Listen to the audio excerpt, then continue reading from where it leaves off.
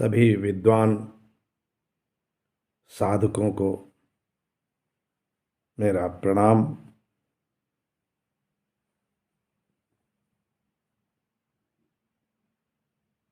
अनेक प्रश्न हमारे शुद्ध साधकों के मन में रहते हैं, जो समय समय पर वे या तो अपने आप से पूछते रहते हैं, उनके उत्तर तलाशते हैं, या फिर अपने गुरुओं के पास जाते हैं।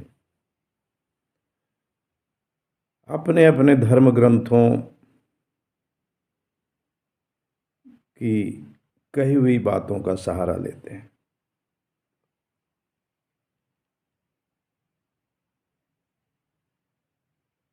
अनेक उपायों के बाद भी वे ऊहापोह में रहते हैं। ऐसे अनेक लोग जो सामने बैठे हैं उनमें से भी हैं, और जो मुझे सुन रहे हैं वो भी।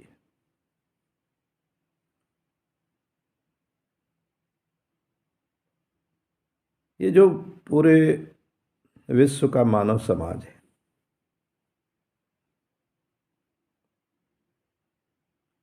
ये हम सब देखते हैं कि एक सिद्धांत है कि मनुष्य मनुष्य सब बराबर है, मानव सभी समान है, मानव धर्म एक है। और वहीं अनेक मजहब, अनेक संप्रदाय, अनेक पंथ भारी संख्या में पाए जाते हैं। वे अपनी अपनी बात करते हैं। कोई कहता है कि मेरा संप्रदाय, जिसको वे धर्म के अर्थ में लेते रहते हैं, जबकि मैं बार बार कह चुका हूं कि धर्म और संप्रदाय या मजहब में अंतर है। धर्म धारते इति धर्मः, जो धारण करे वो धर्म। जैसे आग का धर्म क्या है, पानी का धर्म क्या है, किसी तत्व का धर्म क्या है।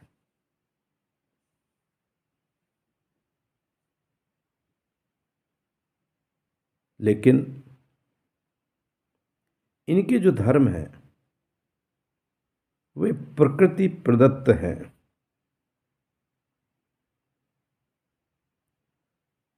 उनके धर्मों को किसी मनुष्य ने नहीं बनाया है। जैसे आग के धर्म को, आग के गुणों को, आग के जो भी गुण धर्म हैं, उनको किसी भी समाज के किसी भी मनुष्य ने नहीं बनाया है। वे सब प्रकृति अनुसार है। आप कह सकते हैं कि वे परमात्मा द्वारा सृजित हैं। आप में जो नास्तिक हैं वो कह सकते हैं कि नहीं, परमात्मा नहीं है, ब्रह्म नहीं है, अल्लाह, खुदा, ईश्वर नहीं है, गॉड नहीं है। तो भी वे मानते हैं कि उनके गुण धर्म नेचर के दिए हुए हैं। लेकिन वे जितने भी ब्रह्मांड में तत्व हैं, उनके जो भी गुण धर्म हैं, वे चाहे नेचर को माने कि उसने दिए हैं, या चाहे परमात्मा को माने, उसने दी है।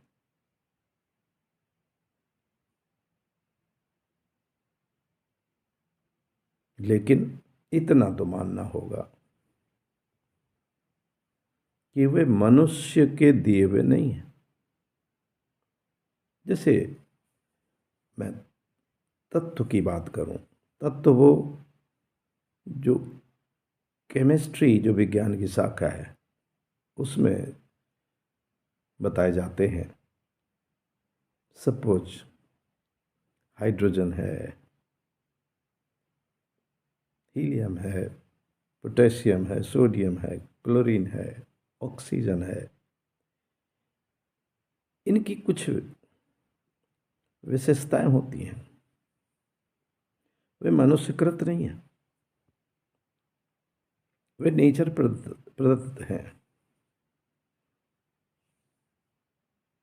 अब अगर मैं आस्तिक हूं तो मैं कहूंगा कि वो ईश्वर प्रदत्त है। नास्तिक होऊंगा तो कहूंगा कि वो प्रकृति प्रदत्त है। लेकिन दोनों स्थितियों में वो मनुष्य प्रदत्त नहीं, उनको इंसानों ने नहीं बनाया है। तब ये जो संप्रदाय हैं, मजहब हैं, पंथ हैं, सेक्ट है, इनको किसने बनाया है? क्यों? ये हर मनुष्य के लिए समान नहीं है। जो एक संप्रदाय का मानने वाला है, उसको दूसरे संप्रदाय वाला नहीं मानता है, दूसरे मजहब वाला नहीं मानता है। तो सारे संप्रदायों के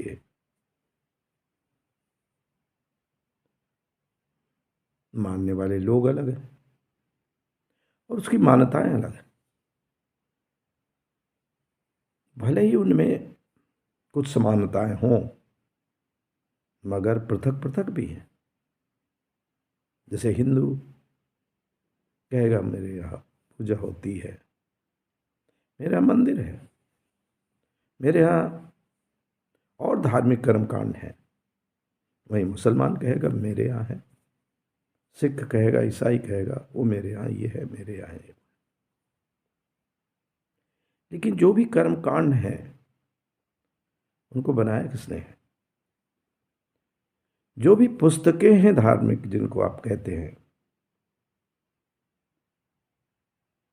वे अपने अपने पंथ की पुस्तकें हैं, संप्रदाय की पुस्तकें हैं, जो भी ग्रंथ हैं। लेकिन हुआ ये कि समय समय पर अपने अपने संप्रदाय के लोगों ने ये कहा कि जो उनकी पुस्तकें हैं धर्म की, उनके संप्रदाय की, वे ईश्वरकृत हैं। वो उस रचनाकार द्वारा बनाई गई हैं जिसने सारी सृष्टि का सृजन किया है। उसको मनुष्य ने नहीं बनाया। तभी हिंदू कहेगा वेद ईश्वरकृत है, मुसलमान कहेगा कुरान आसमानी किताब है। ऐसे ही अपने अपने संप्रदाय के ग्रंथों को यही कहा गया। लेकिन विभिन्न संप्रदायों में साथ साथ ये कथन भी चलता रहा कि मानव मानव सभी बराबर हैं, सभी समान हैं। उनमें मिलते जुलते तत्व भी पाए जाते हैं, मिलते जुलते विचार भी पाए जाते हैं, सिद्धांत भी पाए जाते हैं। आधुनिक काल में खास रूप से विज्ञान ने चमत्कार किया। विज्ञान वो भी एक विषय है, मनुष्य के अंदर ही उत्पन्न हुआ है।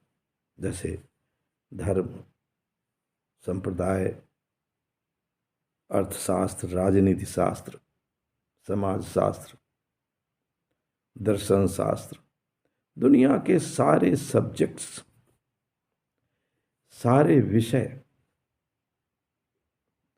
सब तो मनुष्य के मस्तिष्क की उपज है। जब शिक्षा का प्रचार प्रसार बढ़ता गया तो ये ज्ञान का भंडार है, और इसमें ही सारे विषय, उसी में विज्ञान है, उसी में धर्म है, उसी में मजहब है। मगर विज्ञान तर्क से चलता है, लॉजिक से चलता है। वो तर्क की कसौटी पर कसता है अपने ज्ञान को, अपनी मान्यताओं को, अपनी हाइपोथेसिस को। और तभी विज्ञान में अनेक बार जो सिद्धांत बहुत दिनों तक चला, उसको बाद के वैज्ञानिक खंडित भी करते हैं, और शोधों के पश्चात फिर निष्कर्ष पर पहुंचते हैं कि नहीं, ये सिद्धांत ज्यादा विज्ञान सम्मत है, ज्यादा तर्क सम्मत है। तो विज्ञान अपने को रिन्यू करता है, अपने को बदलता है। वहीं मनुष्य के अंदर ही उत्पन्न धर्म और संप्रदाय का विषय है, उसमें सारा कुछ ऐसा रहता है कि मनुष्य पीढ़ी दर पीढ़ी इस संसार में आता जाता है, जाता रहता है, मगर वो जिद पर अड़ जाता है कि नहीं, ये तो वही रहेगा जो मेरे धर्म ग्रंथ में लिखा है, इसमें बदलाव नहीं हो सकता है। और ऐसा हुआ कि धार्मिक ग्रंथों में दुनिया के लिखा था कि पृथ्वी के चक्कर सूर्य लगाता है।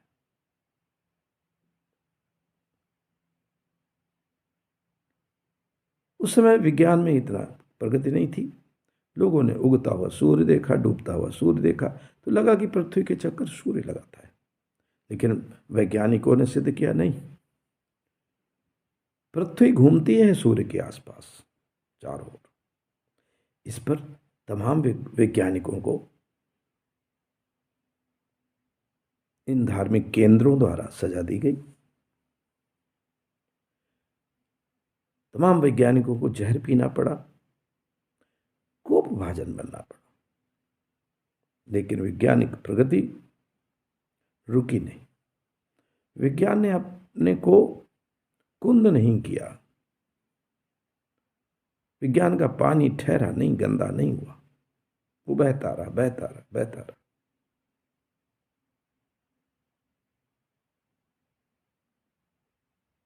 लेकिन अच्छी बात यह रही कि विभिन्न संप्रदायों ने समय समय पर अपने में सुधार भी किया, और जो धर्म के तत्व थे, जहां मनुष्य मात्र समान कहा गया था, जैसे संस्कृत का एक श्लोक है, अयम निजः परो वेति गणना तु लघुचेत साम, अयम निजः परो वेति गणना तु लघुचेत साम, उदार चरिता नाम तो वसुधैव कुटुंबकम। ये सारी वसुधा ही कुटुंब है, ये मेरा है, ये तेरा है, ये गणना करना ये तो संकुचित आदमियों का काम है।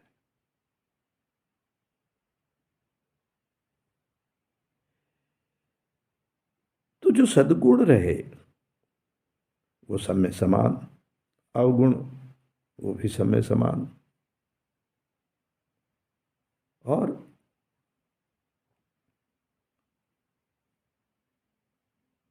विज्ञान ने यह भी बताया कि जो हमारा खून है वो सब एक है, सब में समान है।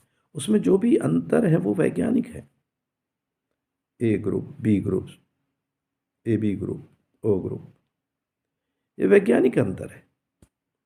लेकिन बाकी ब्लड की क्वालिटीज, सारे धर्म, मजहब, संप्रदाय, कितने भी मनुष्य हैं, गोरे हों काले हों, सब में एक है। सब में ब्लड प्रेशर, सब में टेम्परेचर, सब में और शारीरिक फैक्टर, तत्व सब समान है। तो वर्तमान युग में जो वैज्ञानिक युग है, जहां हम यहां तक पहुंच चुके हैं कि ये सौर मंडल, ये सूरज और उसके आसपास के ग्रह, इस तरह के अनगिनत सूर्य मंडल हैं, सौर मंडल हैं। और फिर इतना ही नहीं, सौर मंडल जहां स्थित होता है वो मिल्की वे होती हैं, आकाशगंगाएं होती हैं। वे हमारी ही तरह करोड़ों अरबों आकाशगंगाएं हैं। और फिर इतना ही नहीं, आकाशगंगाओं से मिल करके ब्रह्मांड बनता है, यूनिवर्स बनता है। ये हमारा यूनिवर्स, हमारा ब्रह्मांड, जिसका एक छोटा सा अंश पृथ्वी है, जहां ये मनुष्य है। इस तरह के यूनिवर्स भी बहुत है, ऐसे अनेक ब्रह्मांड हैं।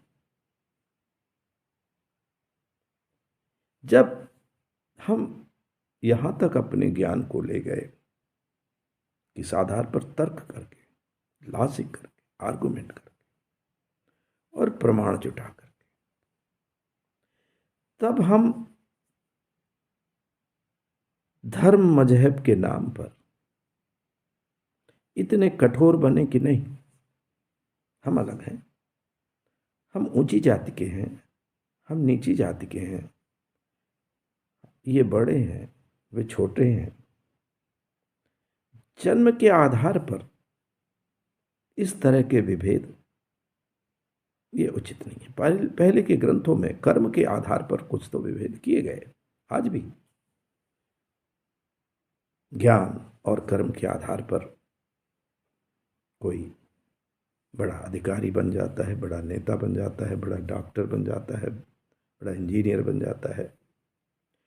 लेकिन वे सब कर्म और ज्ञान के आधार पर, जन्म के आधार पर कोई भी असमानता नहीं हो सकती। जन्म से सभी समान है। जन्मना जायते शूद्रः, जन्मना जायते शूद्रः गुण कर्म विभाग सा। आइए सब लोग मिलकर के फिर से चिंतन करें, मनन करें कि क्या हम सही रास्ते पे चल रहे हैं। क्या ये मनुष्य जाति, जिसकी अगर जाति है तो एक है और वो है मनुष्य जाति, ये पूरे विश्व में सही रास्ते पे चल रही है। अगर चल रही है तो ऊंचा नीचा नहीं हो सकता है, जन्म के आधार पर भेद नहीं हो सकता है, सब समान है। भारत राष्ट्र में या दुनिया के हर राष्ट्र में भी जब ये समानता की भावना और बलवती होगी, और बलवती होगी, तब निश्चय ही पूरी पृथ्वी स्वर्ग बनेगी।